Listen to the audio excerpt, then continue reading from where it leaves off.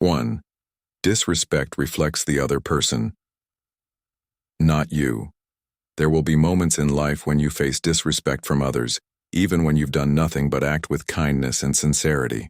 It can be confusing and hurtful when people dismiss you, ignore your efforts, or speak to you without care. But the Stoics remind us that such behavior is rarely about us. It is a reflection of what is happening within the other person. Marcus Aurelius advised, "When someone does you wrong, consider what view of good or evil led them to it." This means that when people act with disrespect, they are guided by their own thoughts, emotions, and misunderstandings. Often insecurity seeks control, pride hides uncertainty, and anger masks pain. Seeing this helps us respond with understanding rather than reaction. When you learn to separate your self-worth from the behavior of others, their actions lose the power to disturb your peace. You no longer take every unkind word personally.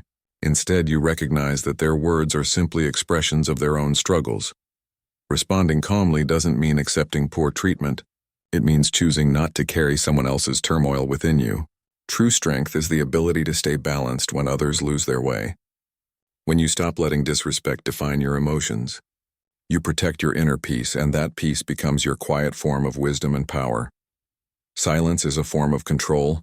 In moments of disrespect or misunderstanding, the natural response is often to speak up, defend yourself, or prove your point. But the Stoics saw great wisdom in silence. They believed that silence is not a sign of weakness, it is a demonstration of control. When you choose not to react immediately, you protect your peace and give yourself space to respond thoughtfully. Seneca once said, "The best revenge is not to be like your enemy." This means that you don't need to match someone's behavior to show your strength. Reacting in anger often gives away your calm, while silence allows you to stay centered. When you remain quiet in tense moments, you remind yourself that your emotions belong to you, not to anyone else's actions. Silence can also be a way of observing. It helps you see the situation more clearly instead of being pulled into conflict. People may think that silence means surrender, but it is often the opposite. It is discipline. It is the strength to choose peace when others expect a reaction. By practicing silence, you learn to respond, not react. You preserve your energy, your dignity, and your clarity. True composure isn't found in raising your voice, it's found in staying calm when the world around you becomes noisy.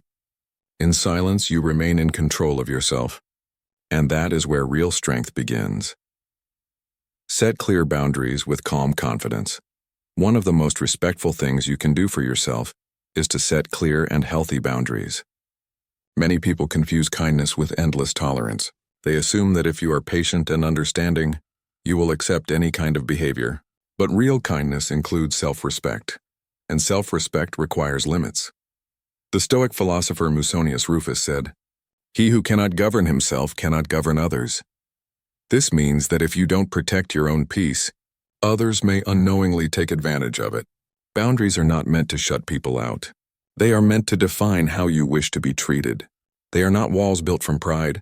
They are gates that open to mutual respect and close to unnecessary harm. When you set boundaries calmly, without anger or blame, you teach others how to treat you. You don't need to defend your limits or explain them again and again. Clarity speaks for itself. Walking away from disrespect does not make you cold. It shows that you value peace more than conflict.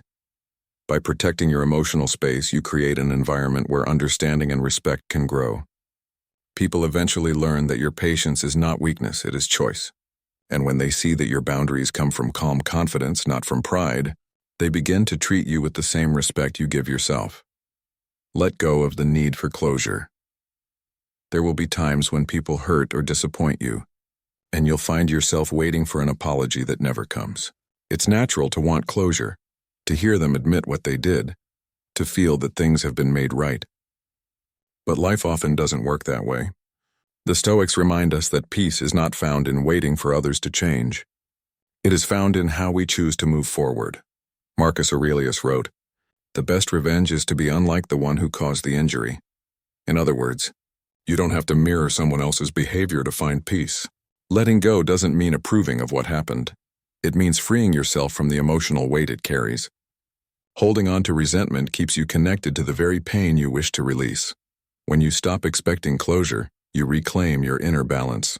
You begin to accept that not everyone can understand your perspective or match your intentions. and that's all right. Your peace does not depend on their realization. It depends on your ability to let go with understanding. Detachment is not coldness, it's clarity. It's recognizing what you can control and what you cannot. By choosing to move forward without bitterness, you create space for calm and self-respect to grow. In that quiet acceptance, you find true closure within yourself. Turn disrespect into discipline. Every experience, even the uncomfortable ones, can become a lesson if we choose to see it that way.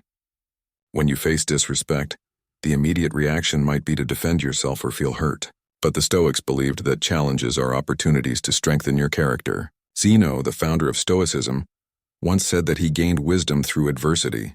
This idea reminds us that what happens around us can help shape what grows within us. Each time you resist the urge to react harshly, you are training your mind to remain steady. Every calm response builds patience, and every moment of patience builds discipline. Over time, you begin to realize that your peace is something only you can protect. Disrespect then becomes a teacher. It shows you where your boundaries are, where your patience is tested, and where your growth begins. Instead of letting frustration take over, you can use the moment to practice understanding and control. The goal is not to prove anyone wrong, but to stay aligned with your own values. You stop seeking validation from others because you find strength in your calm presence. True discipline is not about control over others, it's about control over yourself. When you remain composed in difficult moments, you show that respect begins within. And when you respect yourself deeply, the world gradually learns to do the same.